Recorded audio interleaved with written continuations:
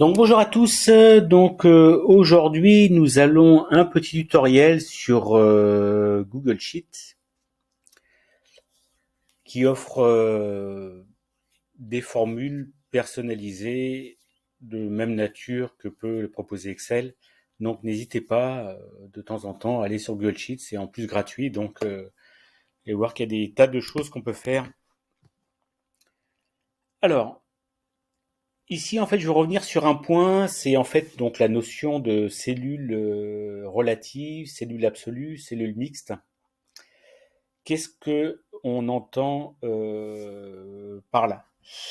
Il y a des cas de figure où lorsque vous faites un calcul, donc vous prenez donc telle cellule, vous la multipliez par une autre ou vous faites peu importe le style de calcul et en faisant un copier-glisser, l'information va se calculer en fonction de la ligne et de la colonne sur laquelle vous vous situez. Il arrive que de temps à autre, donc là c'est ce qu'on appelle en fait la cellule relative. Il y a un deuxième type de cellule qu'on appelle donc cellule absolue. Voilà, cellule absolue qui en fait, en l'occurrence, permet de bloquer la cellule lorsque je vais réaliser un copier-glisser. Alors sur le premier tableau ici, voilà, premier tableau, nous avons donc trois commerciaux qui ont réalisé un certain montant et pour lesquels on souhaite calculer une prime. Donc la prime est figurant en cellule F2. Lorsque nous allons réaliser le calcul, nous allons procéder en saisissant donc le signe égal. Nous prenons donc le montant du commercial numéro 1 que nous allons multiplier par la prime qui figure en cellule F2. Donc là, vous voyez que tout va bien, j'ai bien un montant, il m'a bien calculé 10% de 1000 euros. Mais à ce stade-là, lorsque je fais un copier-glisser, qu'est-ce qui va se passer? En fait, ici, j'ai multiplié donc le montant de 1000 euros, d'accord, par 10% sans aucun souci. Mais après, lorsque je fais un copier-glisser, effectivement, donc il va glisser en fait donc sur les 10%, qui vont me donner des montants complètement incohérents.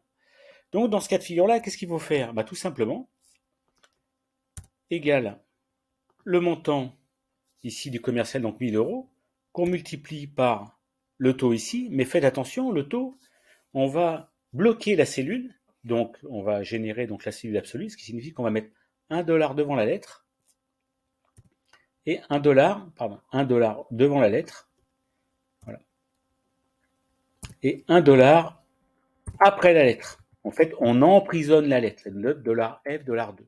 Vous faites entrer, et là, donc, en termes de scie automatique, je n'ai plus qu'à valider, et là, effectivement, les 10% vont être bloqués une fois pour toutes. Donc là, rien d'extraordinaire, c'est relativement facile à comprendre. Donc, on bloque la lettre, $A, $ et le numéro de ligne.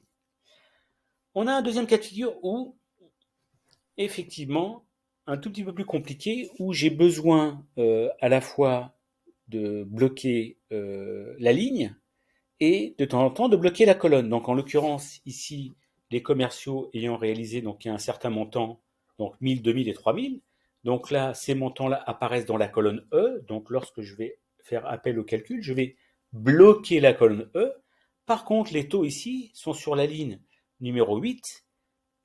Donc là, et ils sont toujours sur la ligne numéro 8, donc il va falloir que je bloque la ligne numéro 8.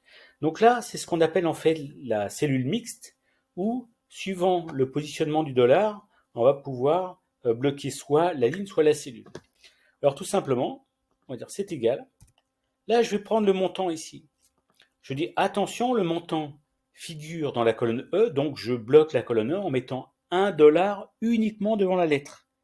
Voilà, donc vous voyez, avec la touche F4, ça permet de bloquer mon dollar. Donc là, ça me donne $E9. C'est-à-dire que la ligne ne, ne, va pas, ne va pas bouger. Parce que après, la ligne suivante, le commercial 2, ça sera la cellule numéro 8, etc. Multiplié par cette fois-ci le taux. Donc, même principe. Je clique sur mon taux ici de 10%. Et là, cette fois-ci, je vais bloquer donc la ligne numéro 8 dans laquelle figurent les taux.